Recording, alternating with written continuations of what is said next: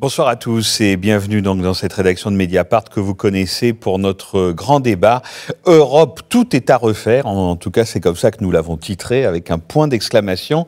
Martine Orange de la rédaction de Mediapart, spécialiste de l'économie, est assise à côté de moi. Et c'est vrai qu'on se dit qu'à un mois des élections européennes qui en France auront lieu le dimanche 25 mai et 6 ans après le début de la crise financière, l'Europe n'arrive toujours pas à se rétablir. L'économie repart avec difficulté. Le taux de chômage en Europe est à un peu plus de 12% dans l'ensemble de la zone, mais ça peut atteindre des 27% en Espagne ou en Grèce. Et on atteint des niveaux historiquement élevés avec 40 ou 50% de chômage des jeunes dans les pays du Sud. Un quart des Européens est menacé par la pauvreté. Ça, c'est pour l'aspect économique. Ça sera la première partie de notre débat. Et puis, il y aura une seconde table ronde, plus consacrée directement aux problèmes politiques et démocratiques, parce que les élections européennes en France, on sait quasiment d'ores et déjà que le record d'abstention sera battu dans un mois. Et depuis 1979 et les premières élections européennes au suffrage universel, on a vu ce taux d'abstention progresser d'élection en élection. Donc il y a une désaffection politique, un désamour des Européens pour les institutions européennes, et on se demande quelle revitalité démocratique, quel renouveau démocratique il faudrait insuffler au système. Reconquérir la démocratie, ça sera donc le titre de notre seconde table ronde. Pour cette première table ronde, donc 4 invités. Le premier s'appelle Paul Jorion, c'est le seul non-français du plateau, donc je le souligne, il est belge. Il va partir tout à l'heure pour Bruxelles. Vous êtes Paul Jorion, anthropologue, économiste, chercheur en sciences sociales. En 2007, vous avez publié un livre à la découverte, je crois, qui s'intitulait « Vers la crise du capitalisme américain », dans lequel vous annonciez tout simplement la crise des subprimes. Et là, chez Odile Jacob, vous publiez ce livre « Comprendre les temps qui sont les nôtres, 2007-2013 ». À côté de vous, une consoeur, puisque vous êtes journaliste. Laura Rahim, bonsoir. Vous êtes donc journaliste et vous publiez ce livre au Lien qui libère avec 3 autres auteurs. Casser l'euro pour sauver l'Europe. Et en fait, une des particularités de ce livre, c'est que vous travaillez tous les 4 dans des journaux très différents, y compris dans les orientations politiques ou économiques. Et pourtant, avec ce livre, vous faites la démonstration qu'il faut bel et bien casser l'euro pour sauver l'Europe et passer d'une monnaie unique à une monnaie commune. C'est bien ça. Vous l'expliquerez beaucoup mieux que moi tout à l'heure. Liam Hancock, bonsoir. Vous êtes socialiste, eurodéputé. Est-ce que vous êtes encore membre du Parti socialiste ? Ah oui, oui. Vous êtes encore membre du Parti socialiste. Mais vous ne serez pas eurodéputé dans un mois. Non, ou si. Non. Donc vous ne serez pas sur les listes du Parti socialiste. Non. Donc vous nous expliquerez pourquoi. Ouais. Vous êtes économiste. Je me souviens qu'on s'était rencontrés pour vos travaux sur la fiscalité en particulier, et vous êtes un spécialiste de la Troïka. Alors vous nous rappellerez quand même qu'est-ce que c'est que la Troïka dans les institutions européennes, et vous sortez un livre au mois de juin qui va s'intituler « Le mystère de la Troïka ». Les mystères. Les mystères de la Troïka, après en avoir été donc le rapporteur. Et enfin, Agnès Benassi-Kéry, bonsoir. Bonsoir. Vous êtes économiste, présidente déléguée du Conseil d'analyse économique, et vous êtes membre du groupe Eiffel. Alors vous nous expliquerez qu'est-ce que c'est que le groupe Eiffel pour une communauté politique de l'euro. Et vous publiez un livre, alors vous c'est dans très peu de temps, le 15 mai, à la découverte, c'est la réédition de votre livre « Économie de l'euro ». Alors, première question pour vous, puisque vous avez rendu ce rapport à propos de la Troïka. Est-ce que vous voulez d'abord bien nous rafraîchir la mémoire et nous expliquer de qui est composée cette fameuse Troïka ?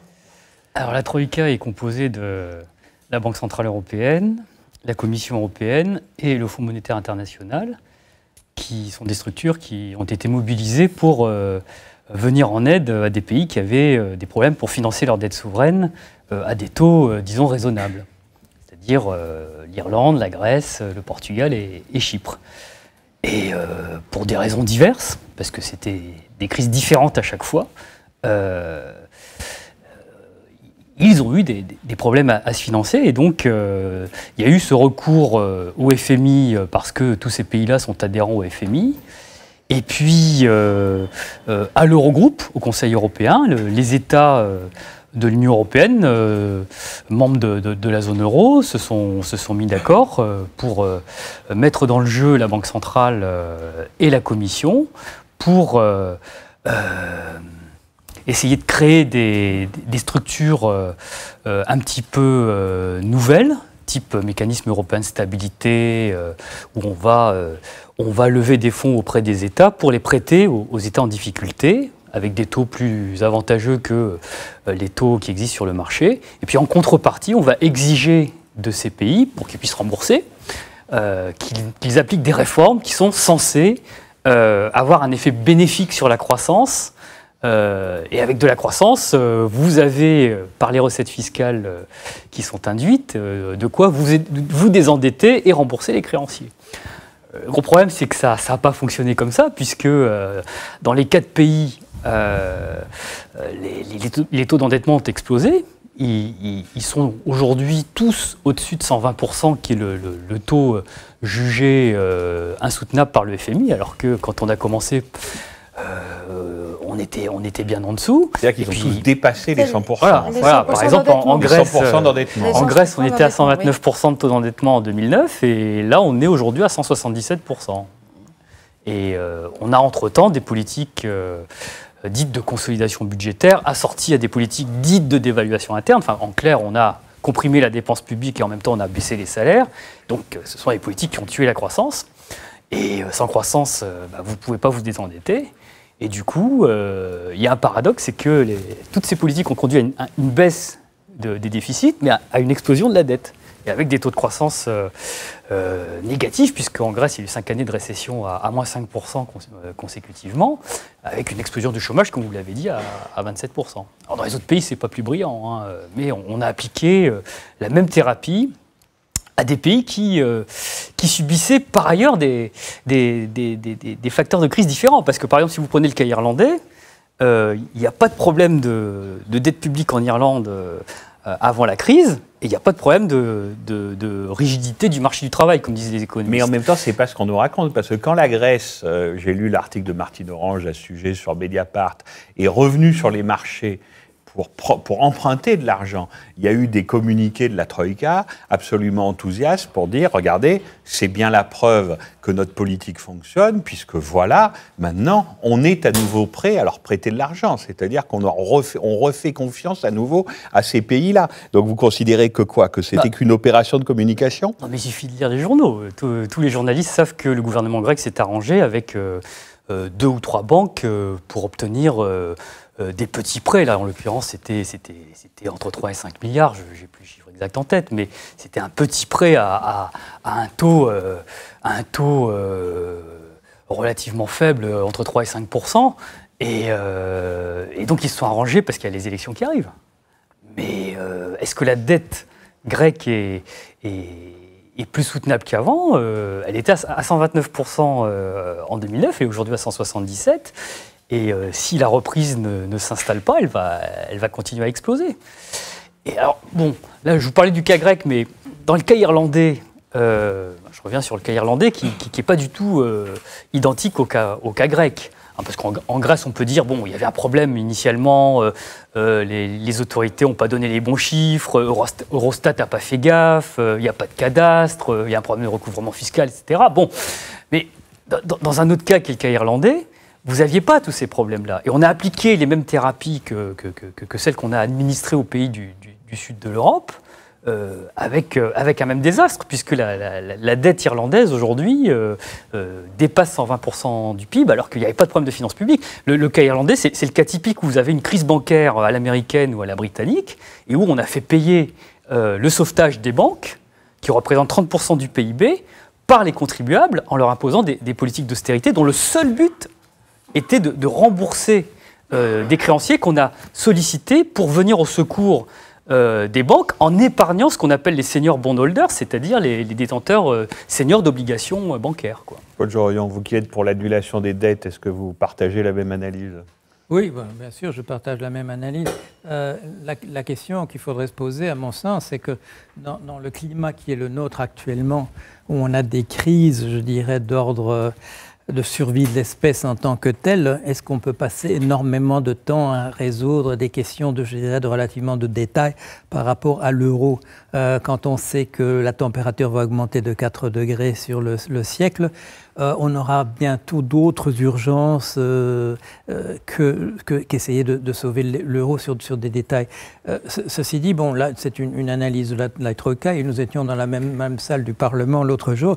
Il y a quelque chose qui est en train de se passer qui va sans doute devenir, je dirais, plus grave, qui va se manifester encore davantage avec un nouveau Parlement que ce que j'ai pu voir l'autre jour. C'est la fronde parmi les députés européens contre la Troïka, précisément. Quand la Troïka commence à parler, bon, deux choses m'ont frappé. D'abord, le fait qu'on couvre leur voix parce qu'on ne veut plus les entendre.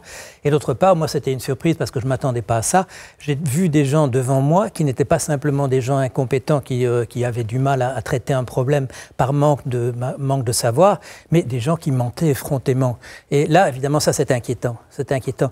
C'est pas à nous de discuter la seconde partie du débat, mais il y a quelque chose d'inquiétant justement dans cette prise de pouvoir de cette Troïka, qui sont des gens qui sont mandatés absolument par personne. Si on veut résoudre l'euro, il faut résoudre aussi, je dirais, la dictature qui nous est imposée au sommet par des gens. Il suffit de voir la déclaration faite par M. Van Rompuy, c'était quoi, avant-hier, en disant le Parlement, de quoi est-ce qu'on s'occupe de ça, ça ne présente aucun intérêt.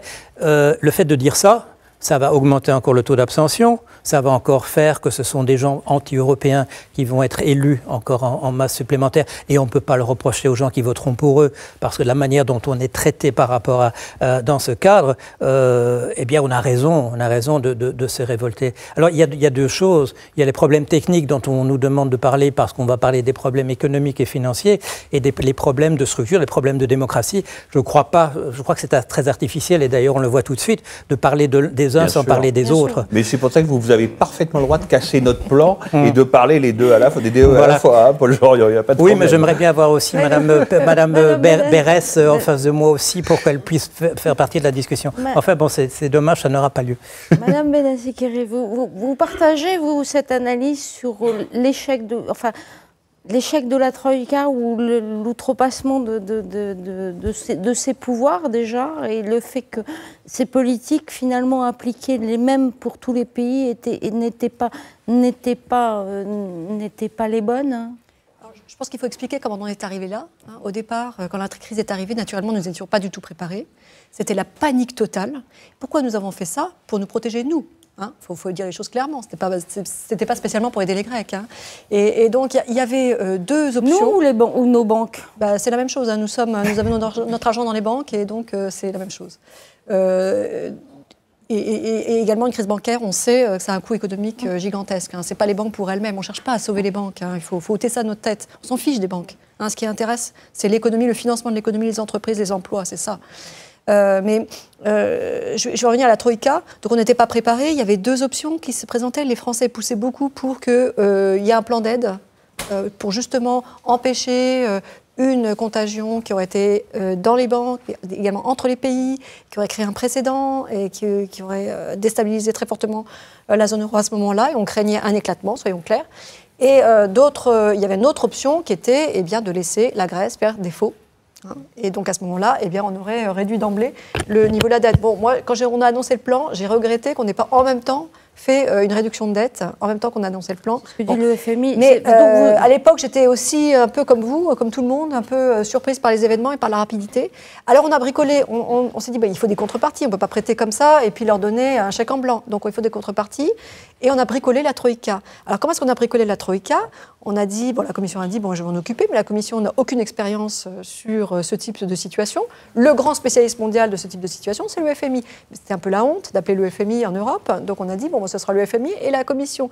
Et puis la BCE a vu rouge, a vu commencer à travailler, s'est dit, mais attendez, l'euro est en jeu là. Et donc l'euro, c'est quand même le sujet de la BCE, puisqu'il n'y a plus d'euro, il n'y a plus de BCE. Et donc la BCE est rentrée dans le jeu. Et c'est comme ça que ça s'est fait. Mais c'est du bricolage qui n'est pas durable. Et c'est pour ça qu'avec le groupe Eiffel, nous on fait des propositions pour essayer de dépasser cette Troïka. Je suis d'accord avec un certain nombre de critiques, mais n'empêche que l'Europe est toujours là. La croissance commence à reprendre dans ces pays. On a un énorme problème de dette qui reste, je suis d'accord. On n'est pas sorti de la crise, c'est pas vrai. Et on a un énorme problème de chômage. Mais sans la Troïka, sans l'aide publique, il faut quand même avoir en tête le scénario argentin. L'Argentine, c'est la Grèce d'il y a 10 ans, hein, qui quitte un système de change fixe et très, très, très dur, et qui n'a pas d'aide internationale, qui a des matières premières, qui n'a pas la Grèce, et ça a été affreux. Et 10 ans après, 12 ans après, c'est toujours pas réglé. Donc il ne faut pas prendre ces choses-là à la légère. Hein. C'est des scénarios qui, pour les populations, là je ne parle pas des banquiers, pour les populations sont catastrophiques. Quand on a un déficit extérieur, que plus personne ne veut payer, du jour au lendemain, vous ne pouvez plus importer. Donc plus de médicaments, plus d'énergie, etc. C'est ça. Donc il faut quand même, toujours quand on raisonne par rapport à cette crise, regarder qu'est-ce que ça aurait été sans.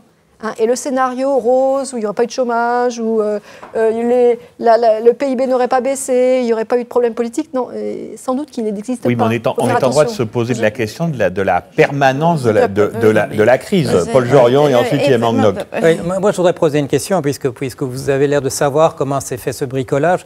Qui est-ce qui a pu penser que le FMI était la référence en cette matière, malgré son 50 ans de désastre, précisément? Vous avez mentionné l'Argentine, mais on pourrait mentionner avec la Banque mondiale le même programme qui est 60 ans de désastre.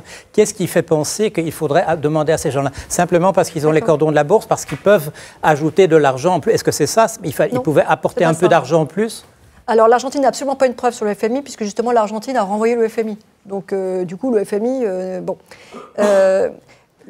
si vous voulez, le FMI, c'est son métier. Il a des cas tous les ans. Donc, il a une technique. Alors, ça ne va pas vous plaire qu'on parle de technique alors qu'il s'agit d'emploi, de problèmes sociaux. Le FMI a beaucoup changé depuis 10 ans. Hein. C'est plus le FMI dont on parlait, le plan d'ajustement des années 80, où on regardait que l'économique. Le FMI insiste beaucoup sur les programmes contre la pauvreté.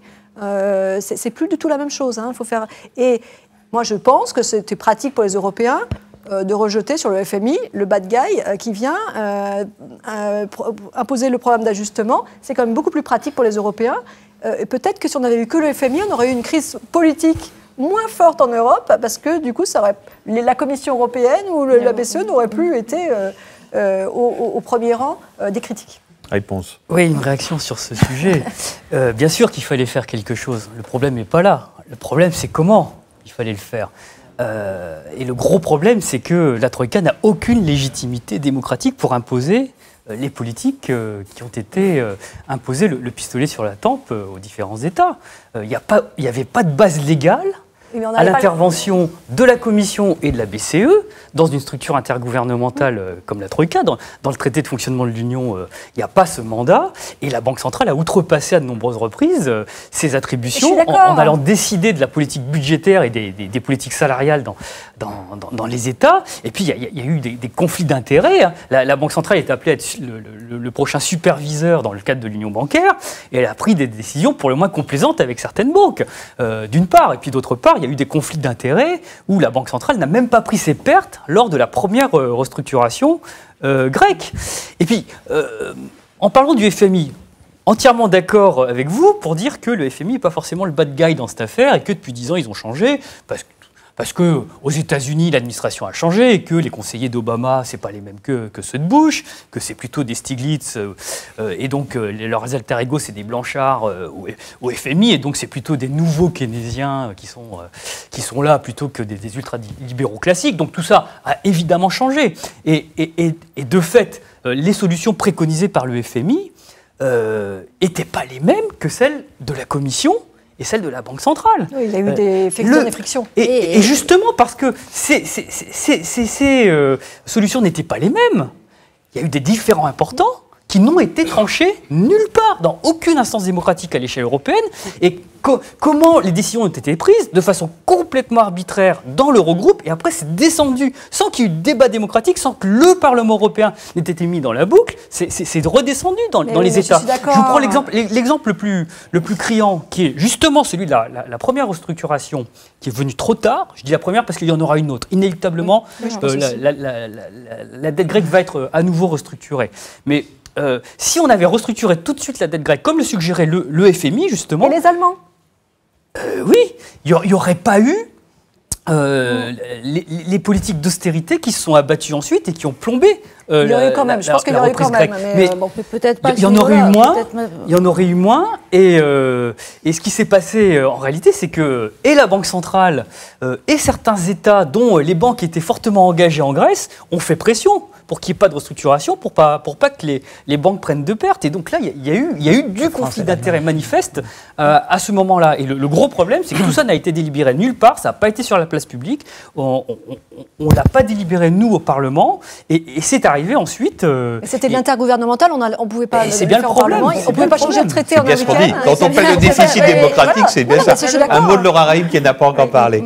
Moi, par ailleurs, ce qui me paraît étrange, c'est qu'on perçoive le retour de la Grèce sur les marchés financiers comme un critère de réussite, comme un objectif à atteindre, alors qu'il me semble que c'est plutôt le contraire qu'on devrait viser, c'est-à-dire organiser la dédépendance des marchés financiers. Si la Grèce et d'autres pays ont été mis dans cette situation catastrophique, c'est justement parce qu'ils étaient dépendants des marchés financiers pour se financer, qu'ils étaient à la merci du chaos inhérent, enfin à l'instabilité inhérente aux marchés financiers, et que c'est plutôt, il faudrait plutôt s'éloigner de ça. Et là, au contraire, ça a été accueilli par des communiqués de triomphe. Hurrah, magnifique, comme si c'était une entreprise qu'on remettait en bourse. La Grèce a toujours emprunté, elle a continué à emprunter à court terme. Absolument. Elle a toujours continué à emprunter. Et pour se dégager des marchés financiers, la meilleure chose, c'est ce que fait la Grèce actuellement, c'est que maintenant, ça y est, elle a un excédent primaire.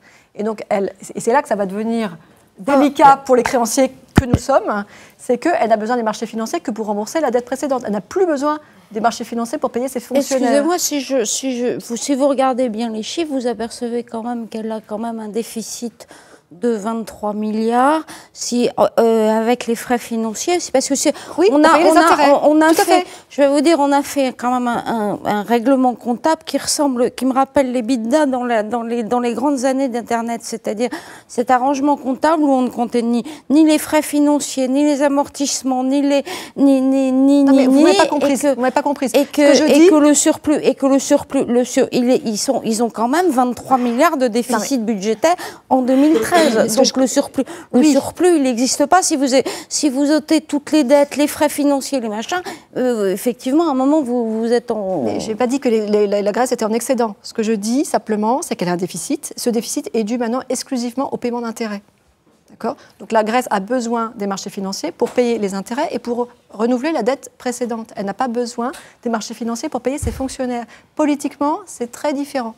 Mais ce que je voudrais savoir, et je me tourne vers Paul Jorian, c'est est-ce que les pays européens, pendant, je ne sais pas, les 10 prochaines années, sont condamnés à une croissance absolument inexistante, voire négative, comme on l'a vu, parce qu'ils n'auront qu'une obsession, c'est de payer leurs dettes et de faire des politiques d'austérité pour y parvenir. Oui, la situation dans l'ensemble...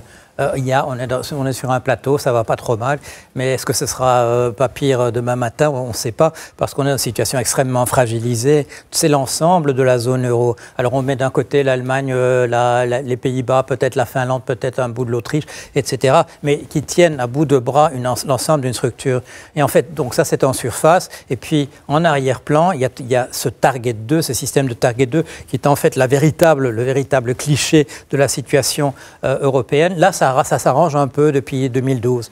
En 2012, c'était vraiment l'Allemagne qui soutenait tout le reste, et ça s'arrange un tout petit peu. Heureusement, on a en arrière-plan un système qui, par hasard, parce qu'il mime le système de règlement entre les districts financiers aux États-Unis, ça a été copié là-dessus, sauf qu'il n'y a pas de remise des compteurs à zéro. Ce système-là a joué un rôle de frein, un rôle de coussin, et on s'en est aperçu maintenant que ça a finalement sauvé l'ensemble. Mais ce n'est pas une solution à long terme.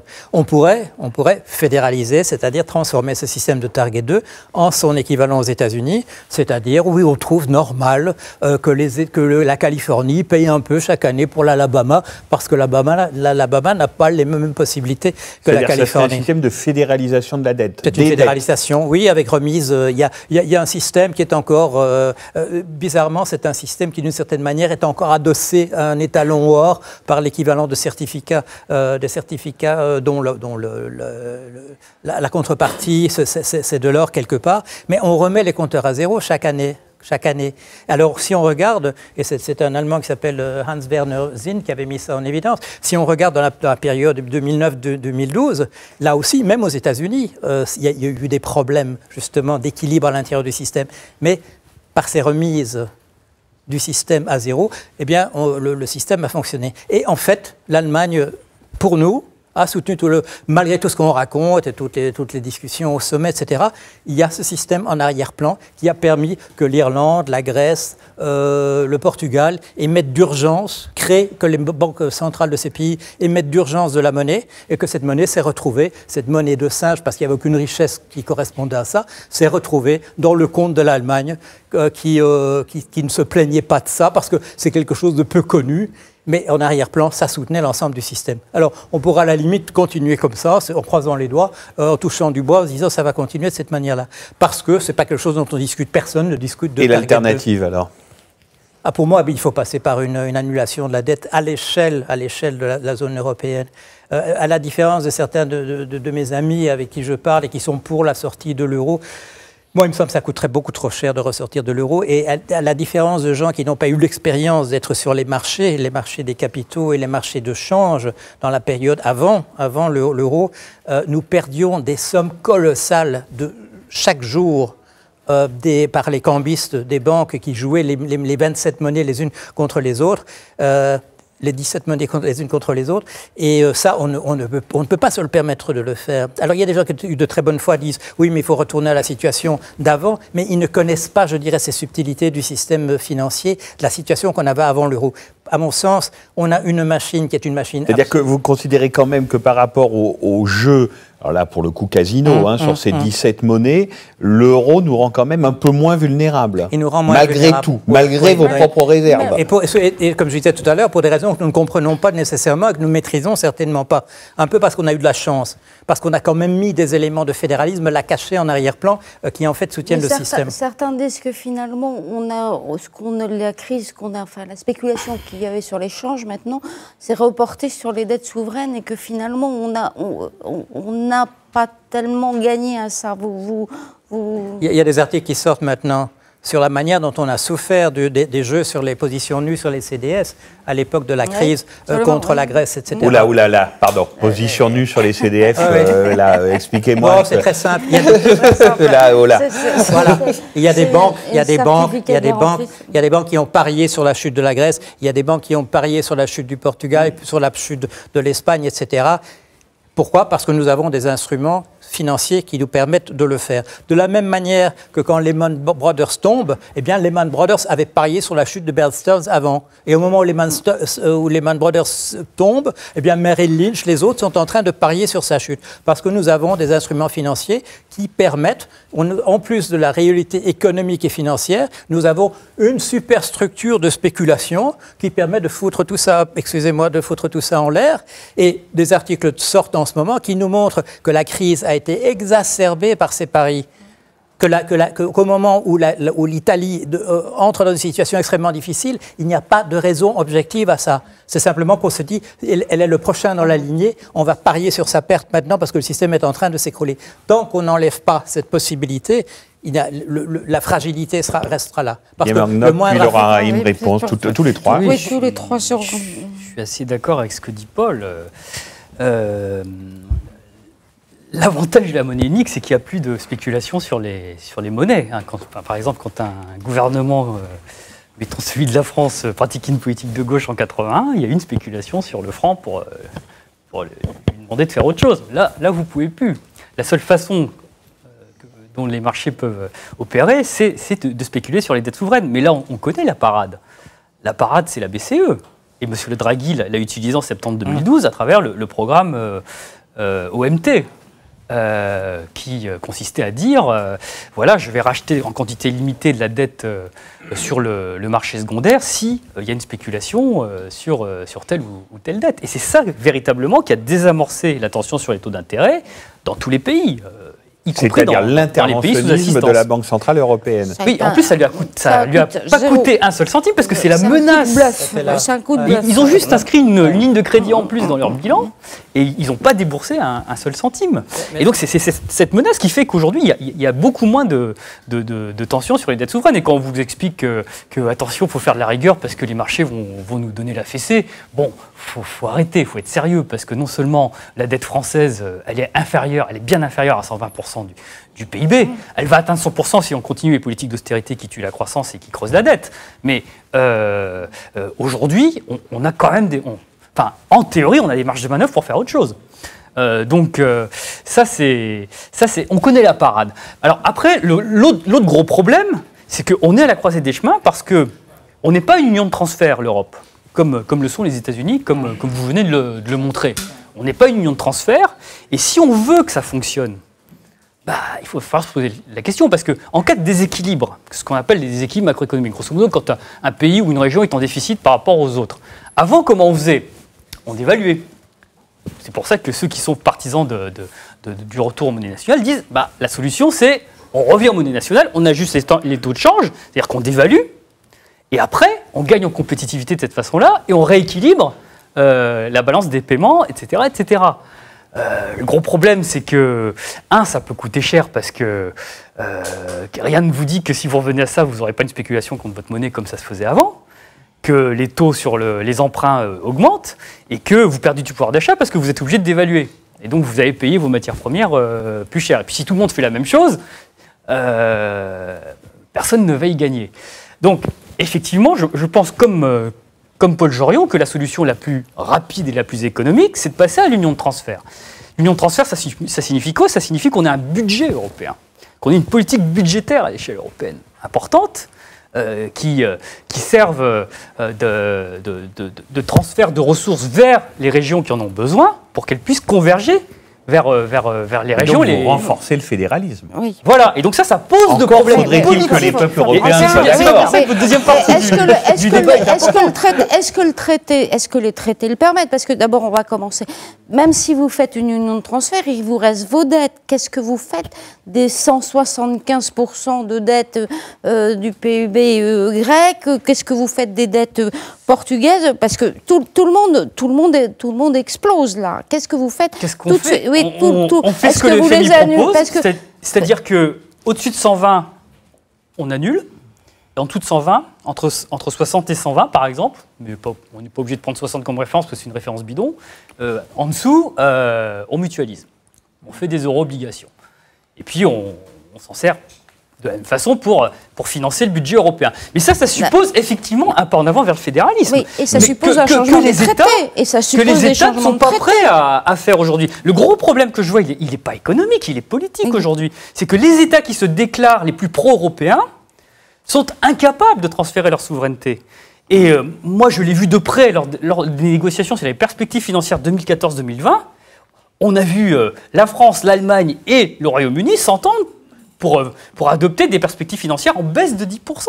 Et avec un refus de poser le problème des ressources propres pour un vrai budget communautaire qui serait financé par l'impôt européen. Alors, je ne vous parle même pas de l'emprunt, mais ne serait-ce que ça. Et nous, on est les premiers à freiner quand il s'agit, quand je dis nous, c'est l'exécutif français, ils sont les premiers à freiner quand il s'agit de mettre en place une taxation des transactions financières. Première réponse de Laura Rey, parce que vous n'êtes pas d'accord sur l'euro en particulier. Oui, sur plusieurs choses. Voilà. D'abord, je ne vois pas comment on peut dire que l'euro nous a protégés. Alors oui, nous a protégés contre la spéculation, contre les monnaies, puisqu'il n'y a plus de monnaie, mais cette spéculation s'est reportée sur les titres de dette. Et on a bien vu que l'euro bouclier, soi-disant bouclier, n'a pas empêché la crise des subprimes de traverser l'Atlantique, d'affecter les banques européennes. Et d'ailleurs, on s'en sort aujourd'hui plus mal, nous, dans la zone euro, qu'aux États-Unis, où la crise avait démarré. Puis après, l'euro n'a pas empêché la spéculation de se déchaîner en 2010, en 2012. Donc l'euro bouclier, pour moi, ça marche plus, cet argument-là.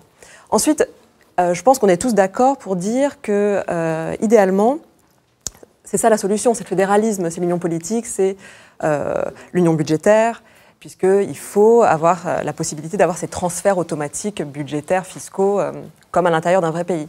Donc, comme aux États-Unis, par exemple, où le budget fédéral représente 20% du PIB. Dans l'Union européenne, il représente 1%, et encore, à la dernière négociation pluriannuelle sur le budget, il a été revu à la baisse. Donc c'est pour dire qu'on ne va pas dans le bon sens.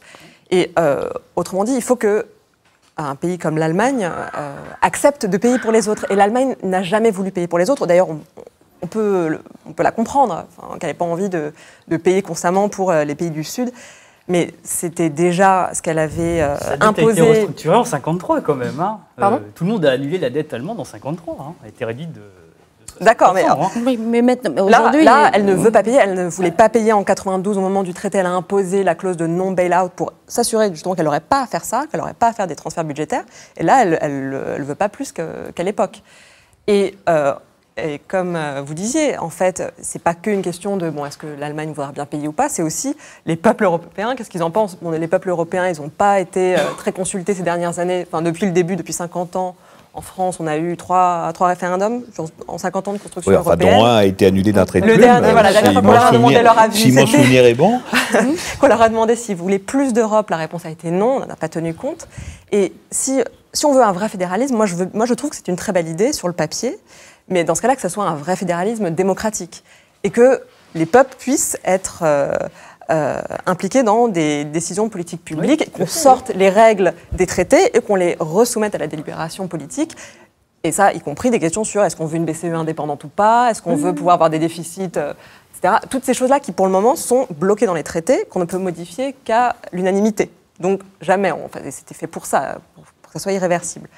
Et donc, il faudrait que l'Allemagne soit d'accord pour dire, tous les principes qui étaient nos conditions sine qua non pour abandonner notre monnaie, on veut bien les resoumettre à discussion. Et si jamais on dit que la BCE, finalement, on veut bien qu'elle soit pas indépendante, qu'elle finance les déficits, ok, je ne pense pas que l'Allemagne acceptera ça. En tout cas, pas demain. Alors, comme vous n'êtes sûrement pas d'accord là-dessus, Agnès Benassi. Alors, beaucoup de choses, je vais essayer d'être rapide. Donc, je suis d'accord avec Paul Jorion. C'est pas spéculation sur le change versus sur les dettes. On peut avoir les deux, je vous rassure, on peut avoir les deux et qui s'empilent. Et c'est bien pire encore. L'euro, au risque de paraître une naïve effrayante, je pense qu'effectivement l'euro nous a protégés contre la crise financière mondiale, au sens où, si on avait été dans le système monétaire européen, ce qu'on avait avant l'euro, eh bien on aurait eu un éclatement, des dévaluations compétitives. Et il faut bien avoir en tête, et ça on a tendance à l'oublier, que nous, Français, nous exportons plus vers l'Italie que vers les États-Unis. Donc on parle toujours du dollar, etc. Ce qui est important, c'est l'Italie. Et l'Italie plus l'Espagne, c'est presque autant que l'Allemagne. Donc il faut faire très attention. On dit toujours on va pouvoir dévaluer, super, on va pouvoir gagner en compétitivité très facilement, mais l'Italie et l'Espagne peuvent le faire aussi. Et nos entrepreneurs du sud de la France, ils doivent aussi apprendre... D'une certaine façon, est-ce qu'on n'est pas en même temps dans le même schéma, mais sauf qui passe par d'autres instruments, quand vous avez une compétition sur la fiscalité, sur le droit du travail, sur les dévaluations internes, est-ce que finalement c'est pas la même chose que des dévaluations ou à la place d'utiliser la monnaie, vous utilisez d'autres instruments qui vous emmènent toujours sur une dévaluation interne, là, à la différence d'une dévaluation monétaire, où finalement la compétition elle continue sur qui est-ce qui aura le plus bas taux de fiscalité, le plus bas taux le plus bas SMIC, les plus bas taux de chômage, et on a bien cotisation sociale, et on a bien l'impression que l'Europe est entraînée vers ça. C'est-à-dire vers du dumping social. Oui, je suis pour l'Europe sociale, je suis pour la coordination fiscale. Mais attention, l'Europe sociale, ça n'est pas l'extension du modèle social français qui pose quand même pas mal de problèmes à l'ensemble de l'Europe. On ne fait envie à personne. Il faut vraiment avoir ça en tête. Je pense que maintenant que l'Allemagne met en place un salaire minimum, l'Allemagne a des choses à nous expliquer, comment organiser la formation professionnelle, parce que là, il va falloir en faire un certain nombre de réformes avant d'être au niveau des Allemands sur ce terrain-là. Il y a d'autres piliers comme la protection versus flexibilité, le contrat de travail, la mobilité en Europe. Je pense qu'on pourrait ouvrir des discussions, ce serait très constructif, sur qu'est-ce qu'on met derrière le terme Europe sociale. Je pense que les bases, maintenant, sont là pour éventuellement... Et je ne suis pas d'accord sur le fait qu'il faut que le schéma qui est proposé, c'est de demander à l'Allemagne de payer pour les autres et d'abandonner tous ces principes. Non, je pense que la BCE, ce n'est pas le problème. Le mandat n'est pas le problème. L'interprétation du mandat est un problème. L'interprétation du traité, on se rend compte que tout le monde n'a pas la même interprétation du traité. Donc il faut d'urgence se mettre d'accord sur comment on interprète le traité. Qu'est-ce que ça veut dire ? Qu'est-ce que ça veut dire monétisation des dettes publiques ? Qu'est-ce que ça veut dire la stabilité des prix, des choses aussi bêtes, mais ce n'est pas une question de mandat, ce n'est pas une question d'indépendance. Moi, franchement, j'étais contente que la Banque centrale soit indépendante pendant la crise. Et un budget zone euro comme nous l'avons proposé le groupe Eiffel, ça n'est pas demander aux Allemands de payer, pas du tout. Hein. Un budget... non mais... ça n'est pas demander aux Allemands de payer. Les Allemands ont, comme les autres, des aléas de la conjoncture dont ils peuvent avoir envie d'être couverts par un budget de la zone euro. Les Allemands, comme les autres, ont des problèmes de transition énergétique et ils peuvent avoir envie qu'on ait des investissements cohérents sur les questions énergétiques ou sur les réseaux de transport de l'électricité ou sur les questions Internet et de protection des données. Enfin, il y a plein de sujets. Donc, moi, je ne suis pas si inquiète que ça. Il y a des groupes... En Allemagne, ça bouge un peu. On entend toujours un peu des points de vue assez caricaturaux, mais je pense que ça bouge en Allemagne, et je ne suis pas si pessimiste que ça sur l'idée de pouvoir... Les électeurs socialistes, vos électeurs qui considèrent qu'on leur demande quand même des sacrifices exorbitants à cause de l'orthodoxie budgétaire européenne, ils ont tort ou ils ont raison? Ils ont raison, parce qu'ils sentent bien qu'il y a un problème d'alignement de toutes les normes vers le bas et une généralisation des politiques d'austérité.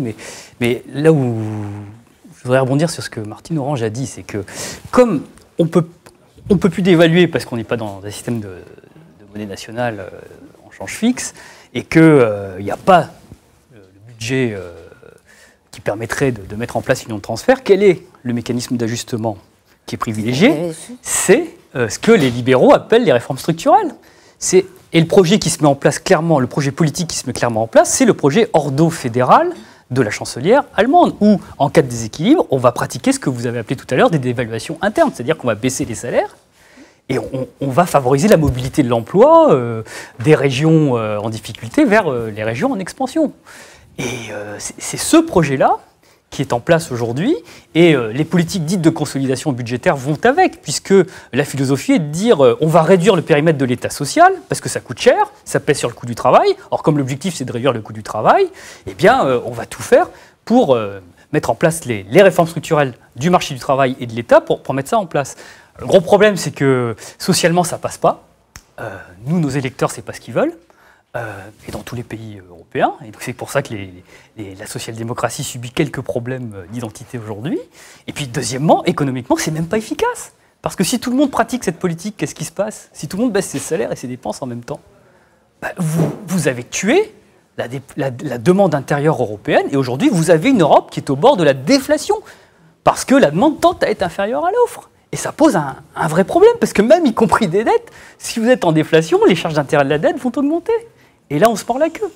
Et là, il y a un vrai problème. Il faut dire que les politiques dites de l'offre sont les plus efficaces. Et c'est ce vrai débat-là qu'il faut avoir aujourd'hui. Alors, ce débat-là, Paul Jorian, la politique de l'offre. Il faudra entrer justement dans tous les obstacles, tous les handicaps qu'on a par rapport à des questions posées comme celle-là. Par exemple, le dumping social. Pourquoi? On a un système comptable qui fait que les avances qui sont faites en travail, eh bien, c'est compté comme coût.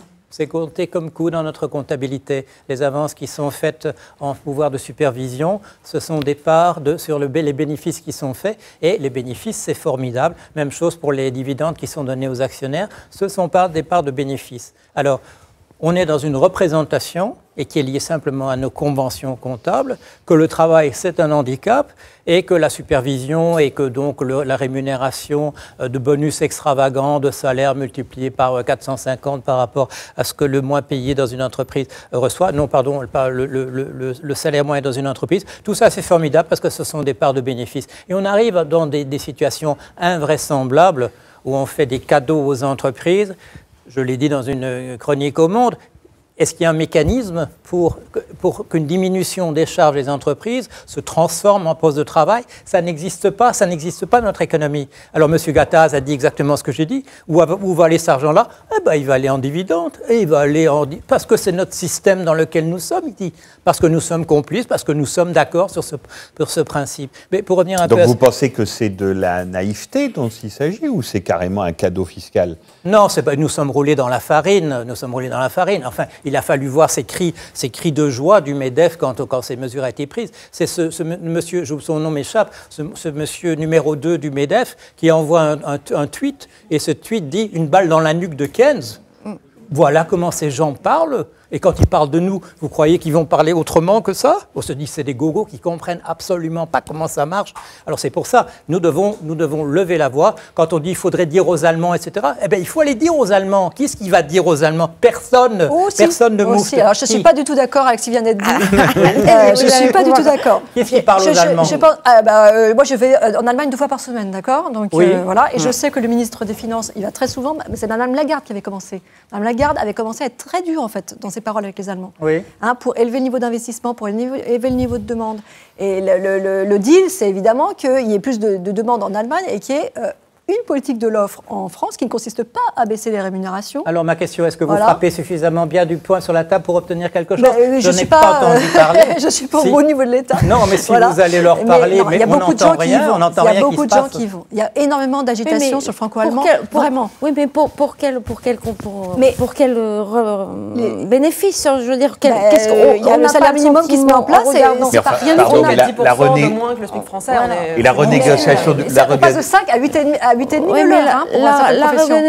Le nouveau traité économique, on n'a pas l'impression qu'à un moment, quand vous faites le constat sur l'euro, en ce moment, vous avez un pays bénéficiaire et peut-être 2, 3, si je veux être très gentille, en mettant la Finlande, l'Autriche et un bout des Pays-Bas, et encore je ne suis pas sûre pour les Pays-Bas, et vous avez une divergence de toute la zone euro, alors qu'on nous avait prédit qu'elle allait converger, et vous voyez quand même une monnaie qui est surévaluée pour un certain nombre d'économies, et sous-évaluée pour d'autres, et qui en bénéficient, l'Allemagne a une monnaie qui est sous-évaluée par rapport à un marque où elle serait toute seule, où elle serait beaucoup plus handicapée par rapport.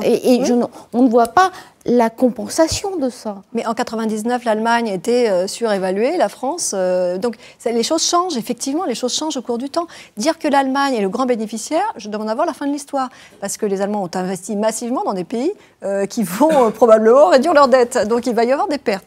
Mais je voulais revenir quand même ce qu'on appelle les politiques d'offres, qui en fait a un vocabulaire qui réunit des choses très différentes. Quand on baisse les cotisations sociales sur les bas salaires, c'est bien documenté par plein d'études, ça crée de l'emploi. Non, c'est pas vrai. Mais si, ça crée de l'emploi. Non, c'est pas vrai. C'est sur des données de panel, on bidouille les données pour que ça arrange on bidouille pas nos données. Je suis désolée. Sur les données macroéconomiques, ça n'existe pas en France. On le fait sur les données microéconomiques, bien évidemment. Sur les macroéconomiques. Sur les données macro, ça n'existe pas. Ce travail doit être fait sur des données microéconomiques, sinon il n'est pas sérieux. Il n'y a pas de relation au niveau macroéconomique entre les salaires et l'emploi. Il y a une étude de Pierre Caluc et Stéphane Carcillo le mois dernier sur le sujet. Ça fait 20 ans qu'on discute de ça. Il y a d'autres études.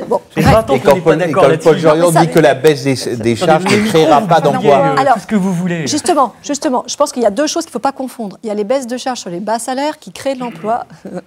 Il y a les baisses de charges sur les hauts salaires. Et là, effectivement, les économistes ne sont pas très enthousiastes parce qu'ils disent ça part dans les salaires. Et donc, ça fait ni baisse de prix. C'est pas ce qu'il vient de dire. Lui vient de dire ça part dans les dividendes, si j'ai bien entendu. Non, ça part pas dans les dividendes, ça fait monter les salaires.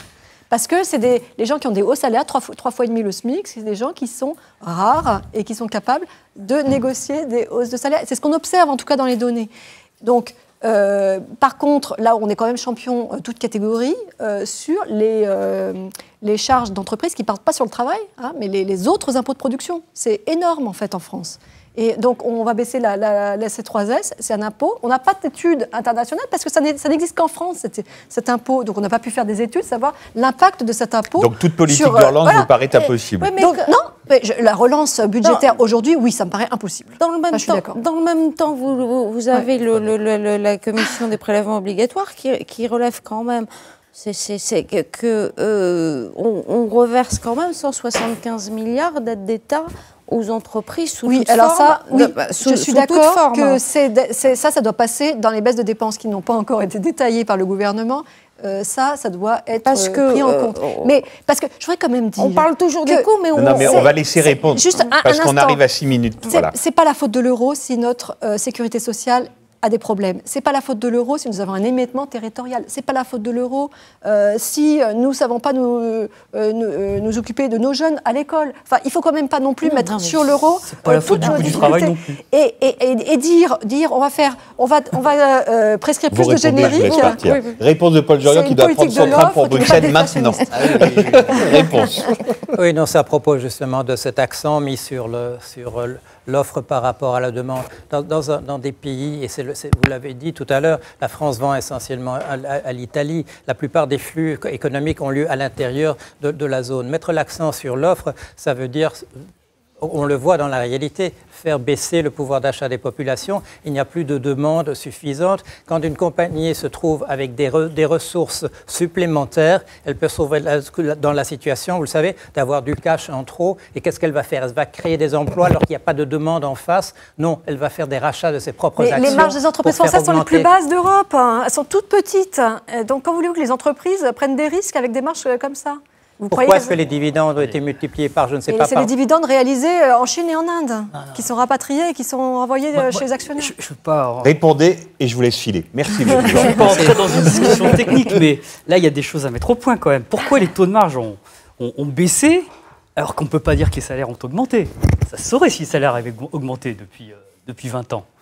Bon, la réalité, c'est que comme les entreprises vendent moins, à masse salariale constante, comme elles ont un chiffre d'affaires plus bas, mécaniquement le taux de marge baisse. Les impôts ont augmenté, les charges ont augmenté. Mécaniquement. Les charges ont baissé depuis 15 ans. Les salaires ont augmenté plus vite que la productivité.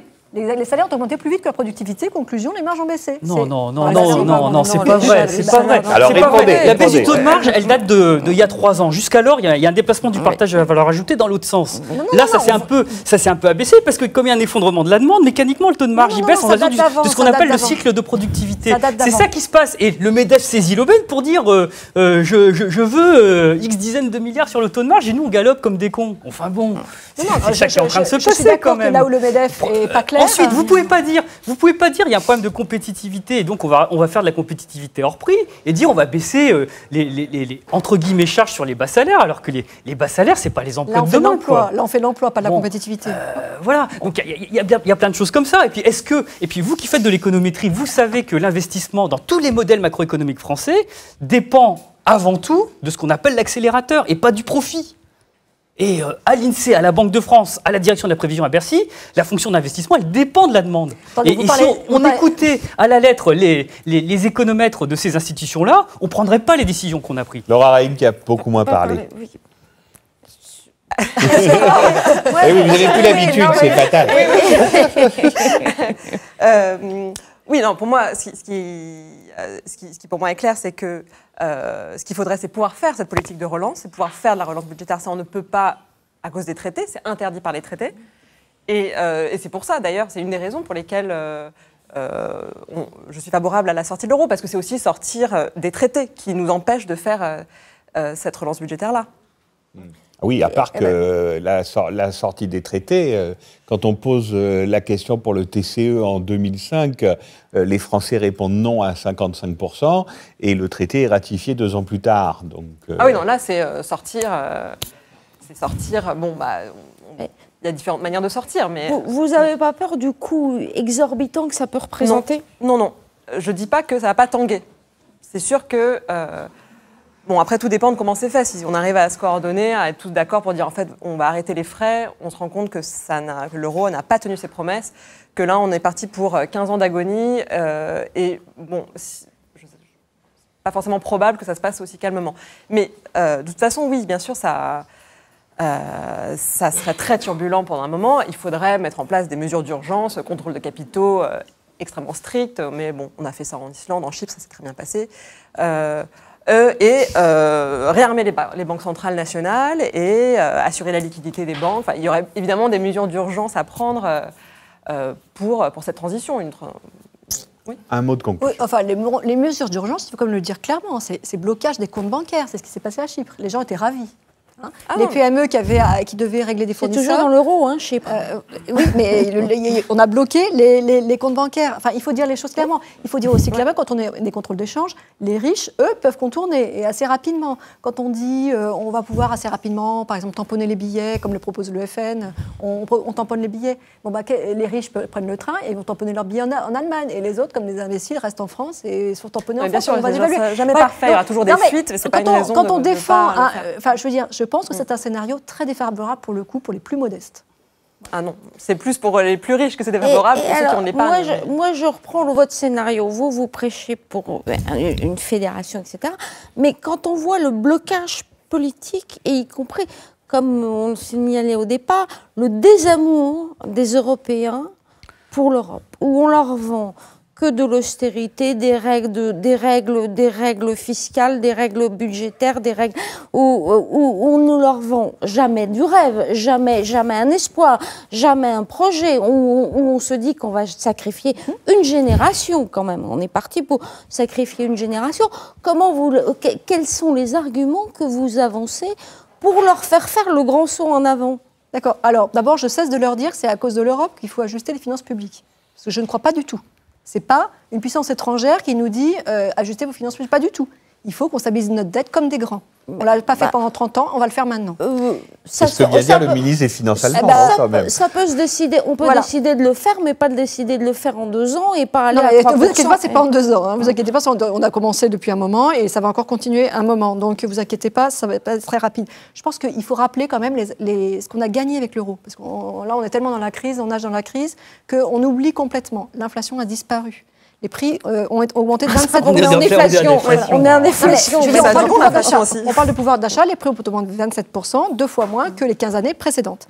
Ensuite, les taux d'intérêt n'ont jamais été si bas depuis le début de l'euro. 2 fois plus bas en termes réels qu'avant l'euro. Donc pour l'investissement, pour les ménages, c'est un gain. On n'a pas la guerre des monnaies, on n'a plus la spéculation monétaire qu'on avait avant. Hein, c'était une horreur, le système monétaire européen.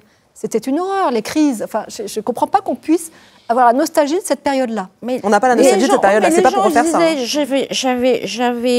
J'avais du travail. Mon café au zinc, il valait 1 franc, maintenant il vaut 1 euro, mais mon salaire, il n'a pas été multiplié par 6,56 depuis le passage à l'euro. Alors on parle toujours du café, mais ce n'est pas le café qui fait l'indice des prix. Hein. C'est plutôt je vous raconte la vie quotidienne. Je vous raconte la vie quotidienne. C'est pas l'indice de prix. Mais oui, mais c'est ça qui fait voter les gens. Mais je sais. Si vous voulez, la crise sur le marché des changes, pour eux, ça leur dit rien. Alors, avant l'euro également, la politique monétaire était dictée en Allemagne. Elle était dictée par l'Allemagne. On s'alignait. Ça n'a pas changé, ça. Si, ça a changé. Je suis désolée, ça a changé. Il y a quand même 2 membres du directoire allemand qui ont démissionné parce qu'ils n'étaient pas contents de la politique de la BCE. Vous croyez qu'ils auraient démissionné à la Bundesbank? Ils ont inscrit dans les traités leurs principes de telle sorte que, ça y est, on est coincé avec leurs principes ordolibéraux. Ils sont là. Ils font la politique monétaire. Mais non, c'est pas eux qui font la politique monétaire. Mais c'est leur principe. C'est leur principe. C'est pas eux qui font la politique monétaire, pas du tout. La politique monétaire, nous, pays central, gros pays à France, la politique monétaire a été justement favorable à la France. On n'est pas en train de parler d'un pays périphérique qui a une politique monétaire qui est inadaptée pour un pays périphérique. Mais la France, on a la chance d'être un pays médian de la zone euro. Et donc, on a une politique monétaire qui est adaptée à notre pays. Je reviens à ma question. Comment vous vendez le rêve aux gens pour leur dire qu'il faut y aller? Je ne suis pas politique, moi je suis économiste. Bah oui, mais réponse, parce que c'est la fin. Alors, vous qui êtes politique et économiste. Non, mais sur les 2 terrains, sur le terrain économique, moi je pense que la politique monétaire de la Banque centrale est appropriée aujourd'hui, même s'il y a un problème de contrôle démocratique de ce qu'elle fait, mais elle est appropriée. Mais je pense que la seule politique monétaire ne peut pas relancer l'activité, et je pense que le gros problème de l'Europe, c'est qu'elle n'a pas de politique budgétaire ni à l'échelle communautaire, ni à l'échelle des États membres, où elle s'interdit, parce que vous avez un dogme qui est celui de la dette, enfin bon, que vous faites partager à toute l'opinion publique, enfin vous et les élites, et qui est un dogme qu'il faut faire tomber, parce que je vous dis, même le FMI pense qu'en dessous de 120%, ça reste soutenable. C'est quoi le dogme qu'il faut faire tomber? C'est qu'il faut payer ses dettes? Ah non, mais attendez, la dette des uns, c'est l'épargne des autres. Hein, et l'épargne, ça finance des projets. Est-ce que vous avez déjà vu un ménage acheter un appartement sans s'endetter? Est-ce que vous avez déjà vu une entreprise investir dans un projet sans s'endetter? Là, le problème de la dette, il est idéologique. Le problème, c'est l'État, l'ennemi. Sauf qu'on ne le dit pas comme ça parce que ça fait peur. Donc on dit la souveraineté nationale, la dette, etc. Bon, mais le vrai problème, il est là. C'est un débat idéologique. Parce que moi, je vous fais le pari que les politiques de consolidation budgétaire qui sont menées aujourd'hui dans toute la zone euro, et à rythme forcé comme on va le faire, ça ne réduira pas le ratio dette sur PIB. Et moi, je vous fais le pari qu'en 2017, on va être à 100% avec la politique qu'on est en train de mener. Parce qu'elle tue la croissance, il n'y aura pas les recettes fiscales et la dette va se creuser. Mais la dette, c'est vous aurez remarqué que depuis 20 ans qu'on n'est plus keynésien, c'est justement depuis 20 ans que la dette se creuse. c'est justement depuis qu'on applique petit à petit les thérapies qui sont proposées par les Merci à tous les trois. Oui, alors un dernier mot, mais j'ai Non, une mais sur question la pour vous en plus. Après, J'ai une question pour vous, parce que vous allez me faire le trait d'union avec le second plateau. Il va y avoir que des eurodéputés, là, ou quasiment autour de moi. Or, vous êtes un eurodéputé sortant, et vous ne le serez plus dans 2 mois. Alors, est-ce que parce que c'est une différence idéologique avec votre parti, le Parti Socialiste, donc vous n'êtes pas sur les listes cette fois-ci, ou est-ce que vous vous êtes aperçu, pour le dire, mais alors crûment, que le Parlement européen et y participer ne servait à rien? non, le vrai problème, c'est la démocratie, justement. Si on veut de la démocratie en Europe pour imposer les choix progressistes que j'ai évoqués, il faut donner plus de pouvoir au Parlement européen. Et il faut changer de traité. Donc évidemment. vous avez pu constater de près qu'il n'en avait pas assez. J'ai pu constater que sur ces questions-là, sur les politiques budgétaires, il n'en avait pas assez. Sur le semestre européen, il n'en a pas assez.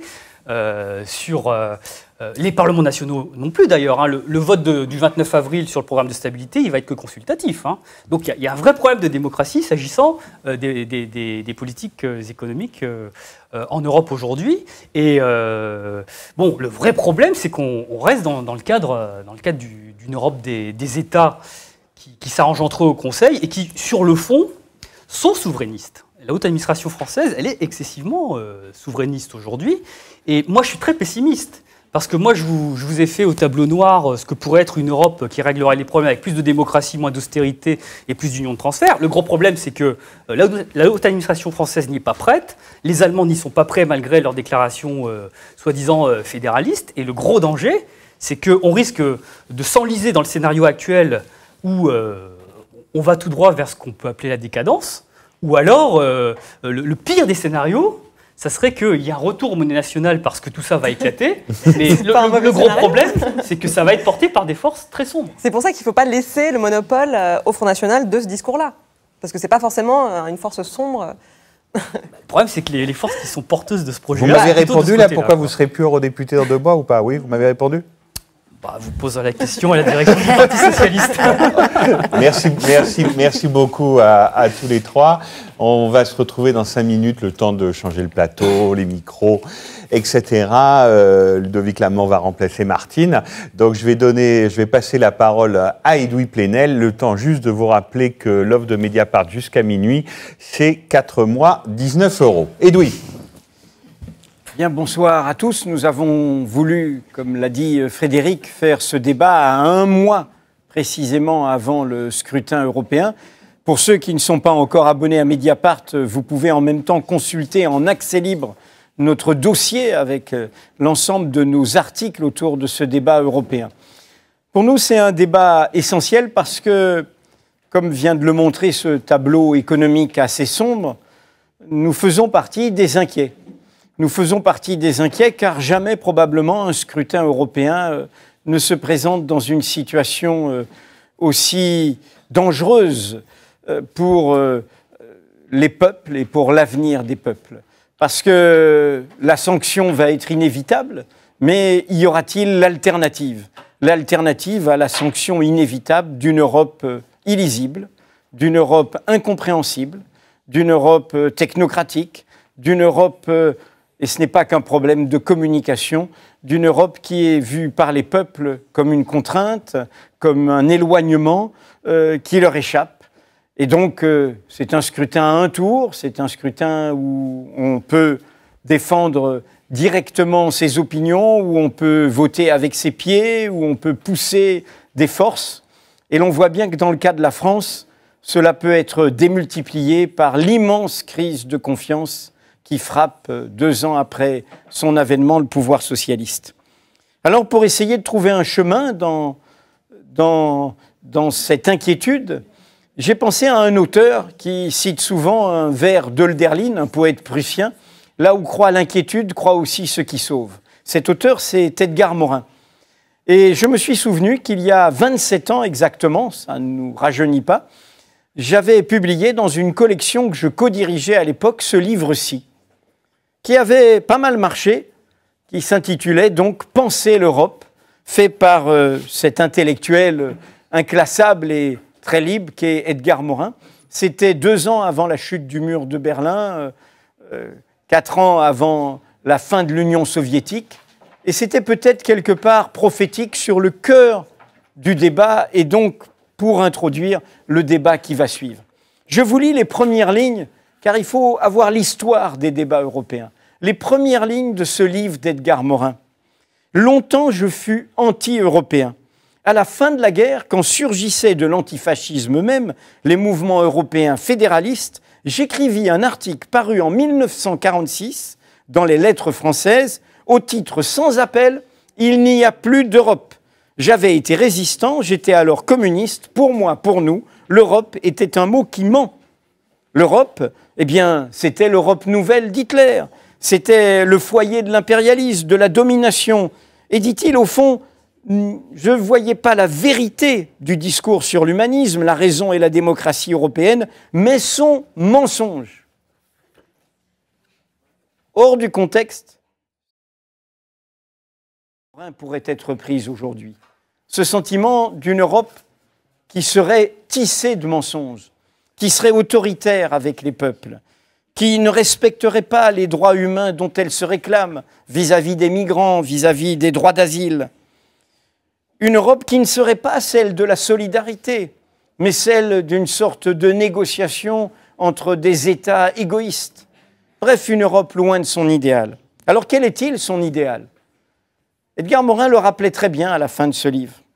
L'idéal, eh bien, c'est la démocratie.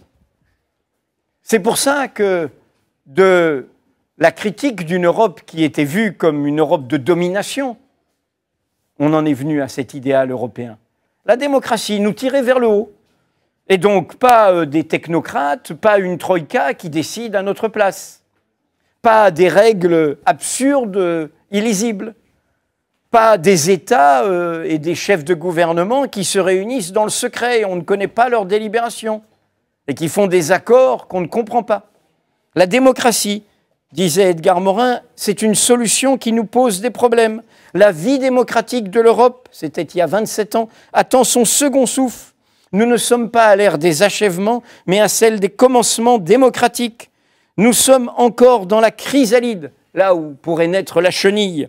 L'effort décisif est à faire. La métamorphose peut avorter, mais elle est en cours. Le savoir, c'est y contribuer. L'Europe n'a pas le programme préalable de sa transformation. Alors pourquoi je vous cite Edgar Morin, qui est toujours de ce monde, tout vaillant qu'il soit, en approchant des 95 ans? Parce que Edgar Morin a co-signé avec Stéphane Hessel les derniers livres de Stéphane Hessel. Dans la foulée d'Indignez-vous, le chemin de l'espérance notamment. Parce que la réponse à l'Europe, elle est dans le vote, certes, mais elle est aussi dans nos actions de citoyens. Elle est dans la mobilisation de la société.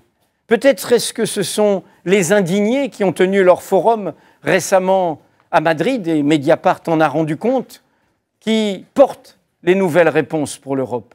Les nouvelles réponses en clair d'une démocratie qui ne serait pas simplement de choisir ses représentants et entre deux votes de perdre son pouvoir. Une démocratie réellement délibérative, une démocratie réellement participative, une démocratie partant d'en bas et qui ne tombe pas d'en haut par une captation, par des oligarchies qui pensent qu'elles savent mieux que le peuple ce qui est bon pour eux. C'est de cela dont 5 candidates vont débattre aujourd'hui, maintenant, devant vous, 5 candidates de sensibilités différentes aux élections européennes du 25 mai. Merci beaucoup, Edoui. Reconquérir la démocratie, donc c'est le titre de ce second plateau. Ça a été un peu le bazar avec la mise en place et les micros. Je vous prie de vous en excuser, mais ça y est, vous êtes tous là. Donc, première invitée, Corinne Morel-Darieux. Bonsoir. Vous êtes la chef de file pour le Front de gauche dans le centre, donc aux élections européennes, et donc peut-être, sans doute, à cause du scrutin de